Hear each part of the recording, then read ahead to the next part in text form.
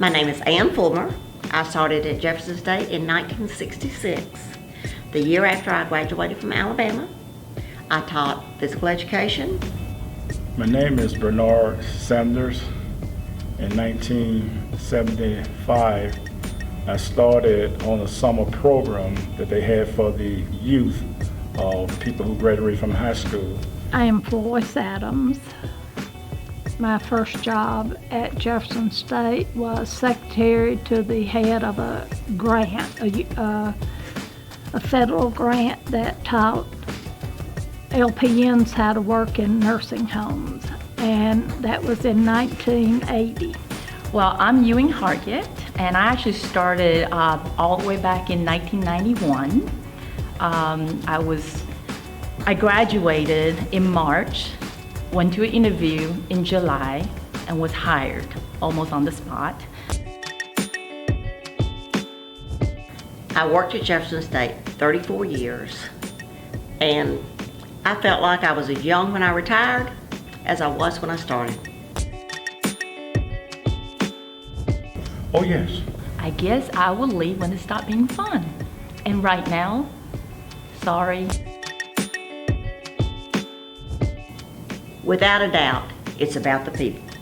It's about the people that you teach with, the people that you work with, and the people that you teach. Well, it's like they say, if you love what you do, you never work a day in your life. And from the first day, I felt like this is not a job, this is a family. Everybody's so welcoming, supportive. Well, technology is a huge thing. Like when I started, we were still hand cranking copiers.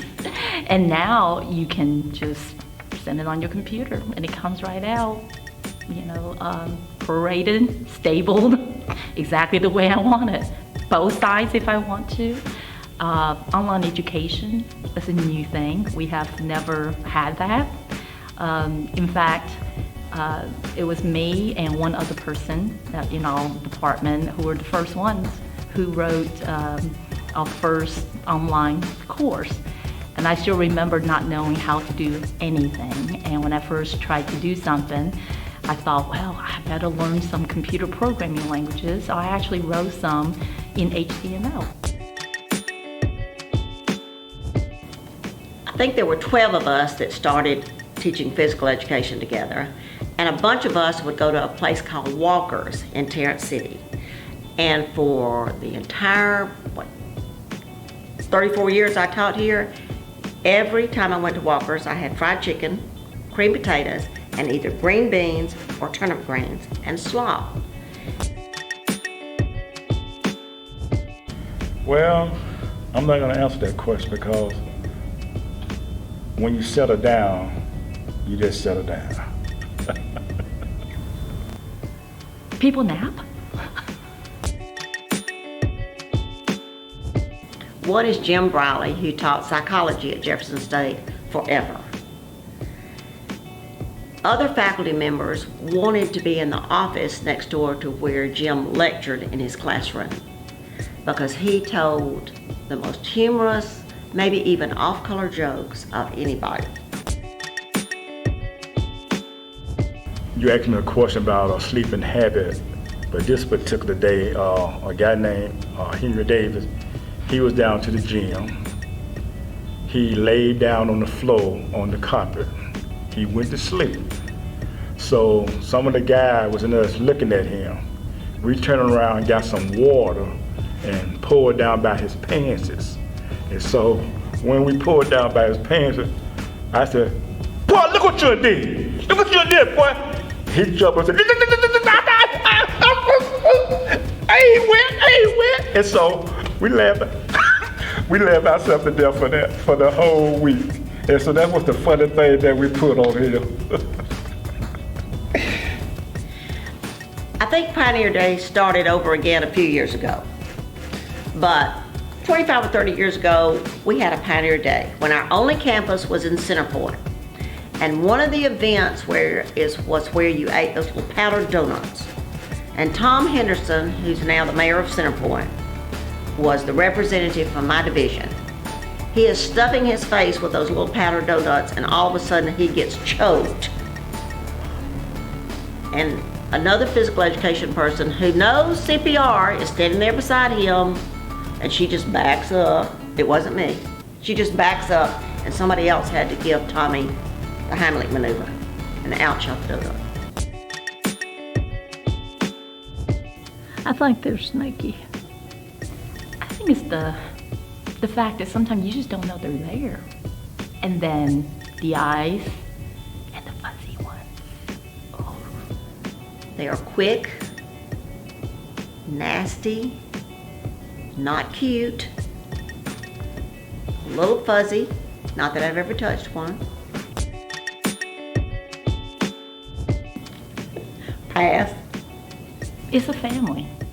That's the way I always felt. This never felt like a job. It never felt like a, quote, work environment. It felt like this is a place that we could serve the community. We are intellectually challenging our students. My colleagues challenge me to be better. We share information. We share what we learn. And we can tell each other things. We could, be in a bad place, and we pick each other up. From Joe Smith to Anthony, Willie Mae, at the time, they knew their stuff. They got along with everybody. I saw how to smile on their face. And Willie Mae, I do a portrait for myself. I was in my shop one day, and there was a song came on the radio saying, by the grace of God, I come a long way. And they said, that's Willie Mae. And I just said, Willie Mae? I said, that's my supervisor. So I came back that night. I said, Willie, what happened? Why you stop singing gospel song? Man, you sound good. And so he said, Bernard, I got with the wrong crowd.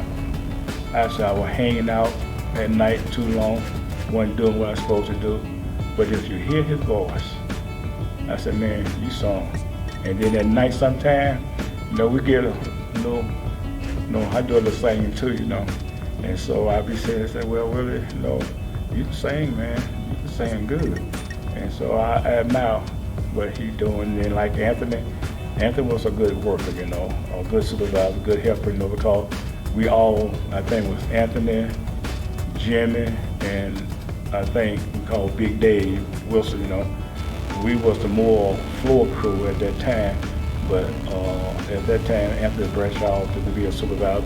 And so I remember some good things about him and Joe Smith, And so I thank God for all of them, because there was some good men, at the time when they was working here. Of course, our president, Keith Brown. But then I just talked to one of our participants in the New Options program. She lives in Lincoln, Alabama, and she told me she had just been awarded a scholarship to Jacksonville State. And I love to see them be successful. It's a story from a long time ago. A young man who graduated from a local Birmingham high school wanted to play basketball at UAB, and he was not given the opportunity. So he came to Jefferson State to play basketball. That was back when we had basketball. And that year, our team was good enough to go to the national championship game in Hutchinson, Kansas. That young man played well in that game, and a guy named Nolan Richardson was coaching the team that beat our team in the National Junior College Championship. And Nolan was leaving to go to Tulsa University, and he invited the young man from Jefferson State's team to go with him. So this young man played 2 years for Nolan at Tulsa, and then Nolan, I think, maybe went to Arkansas, and this young man went as an assistant coach. Then Nolan got fired at Arkansas, and so did this young man. So he came back to UAB as their head coach. His name is Mike Anderson. He was the head coach at UAB. He has been the head coach at Arkansas, Missouri, and is now at St. John's. My hope for Jefferson State has always been that we would get the respect that I think the college or the community college system deserves. It is a place for everybody, the very bright, the ones that are trying to find their way. Everybody can fit in here and be successful. I hope we continue to grow, because just over this last 30 years, I've seen so much growth, and not just growth, but improvement. We branched out. I started with just one campus out in Carson Road, and then we started with the Shelby campus, and then we progressed out. But I think more than that, it's not just a physical growth. I feel like that we as an institution is not just an institution. We're part of the community. And I think it's really important that we stay part of the community and realizing that our primary goal is to serve.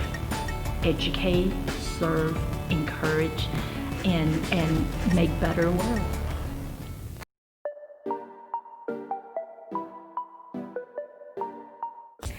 My name is Kathy Brown, and my first job here at Jefferson State was in the recruiting office. And I worked with recruiting and student activities, and today I am a health instructor. And I'm Keith Brown. My first job here was Director of Legal Services and Human Resources. And I did that for almost 15 years, and then I was interim president for a little while, and now I'm president of the college. I do want to say something. I was here first. So we were married in October. I started here in October. Strike one.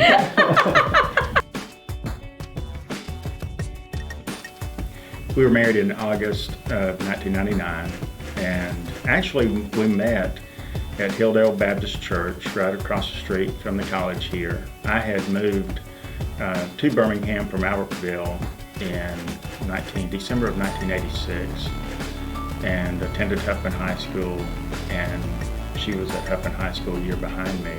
And coincidentally, we lived about a block and a half from each other. Yeah, I could see his house from my back porch. Exactly. So we didn't know each other from the neighborhood. So we married in August of '99. I actually I was going through the interview process to come to work here. And it's when I think about October when my mind went to that. But so when they called me for my interviews for the position I'd applied for, I had to delay the interview because we were actually on our honeymoon. Yeah. And they let me come back in September, end of August or so, and did the interviews to begin working here. I grew up on this campus. I grew up playing on the tennis courts, jumping on the trampoline in the gym, gymnastics, swimming, running the indoor track. It was just a happy place. Well, it was a family environment too. I mean, I've honestly felt that throughout my time here, that the people who work here care about each other, and they're friends, and they interact outside of work, and it's just a family atmosphere. So I knew it was a good place to be here as a student, and having the opportunity to come back, not only to be able to work at Jefferson State, but I was able to do what I had trained to do, and that was the legal parts of it. So it just kind of fit together. But again, I knew Judy Merritt was fantastic. I knew that she cared about the people who worked here, and it was just a family atmosphere, and that's what was attractive to. And we had just married, so the idea of us having 4 children and it being very accommodating for raising a family, we didn't know at the time, but it was just a great place to work.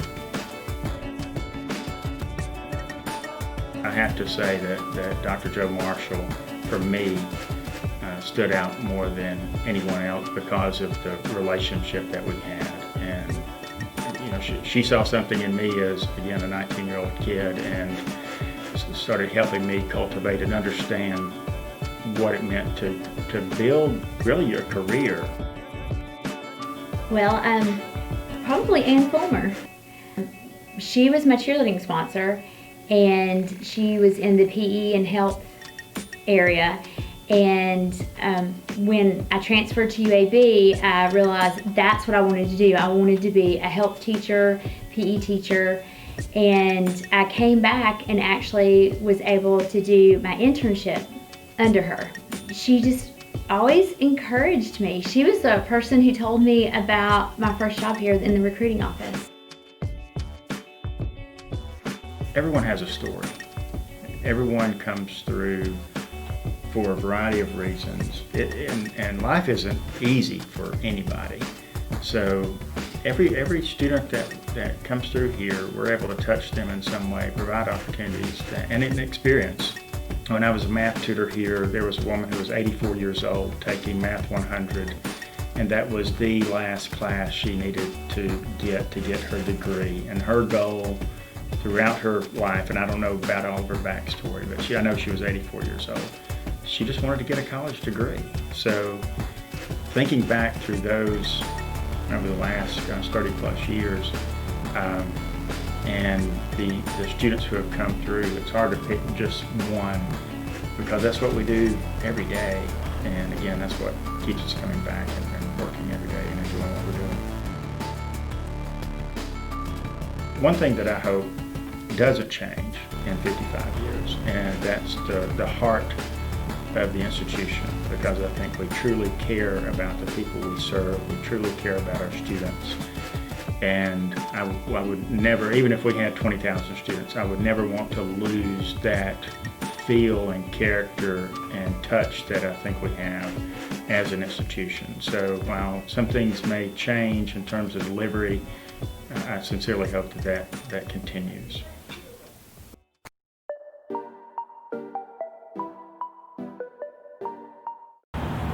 Here on the Jefferson State Community College debate team, we like to argue a lot about very important topics. Resolve, the United States federal government should increase the minimum wage. All student loans should be forgiven. social media does more harm than good. Ice cream is the best dessert. Seriously, it is.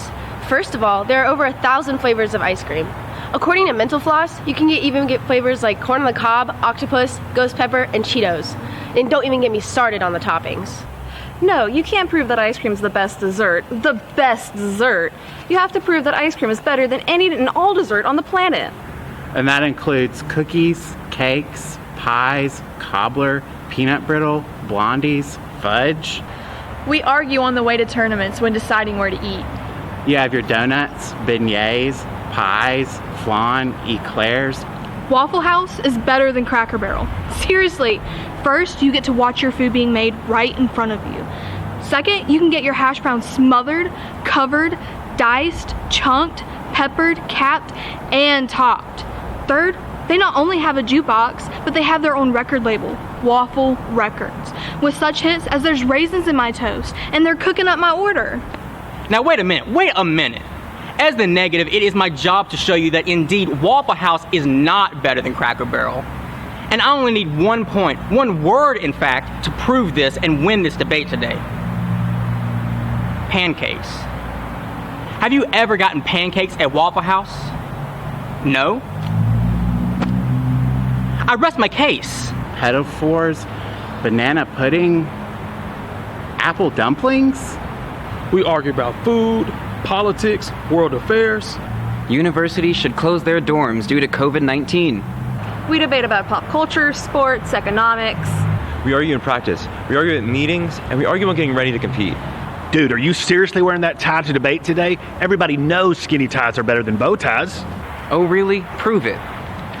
Well, first off, they're a staple of the business world. Secondly, anytime you see a bow tie, it's usually been worn by a magician or a clown. Well, tell that to 007, Professor Indiana Jones, or Bill Nye the Science Guy. And second, according to Business Insider, bow ties are considered an art rather than just a fashion accessory. And they don't get ruined by falling into your soup. You also have your cinnamon rolls, pudding, cupcakes, frozen yogurt, jello, lemon squares, shaved ice, strawberry shortcake, s'mores, and tiramisu.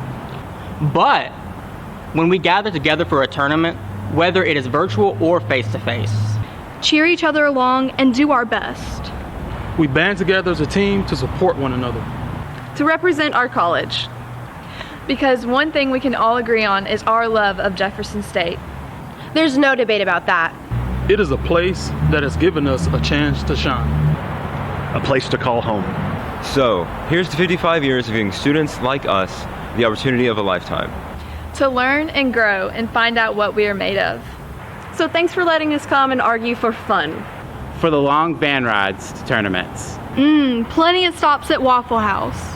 and Cracker Barrel. And from all of us on the Jefferson State debate team.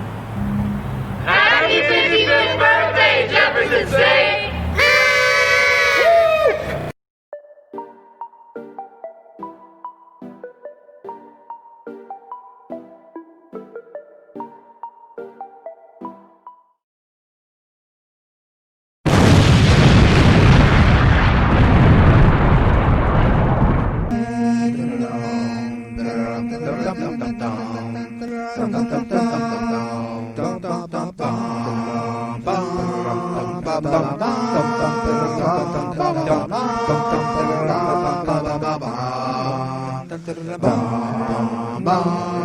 Ba ba ba ba ba ba ba ba ba ba ba ba ba ba ba.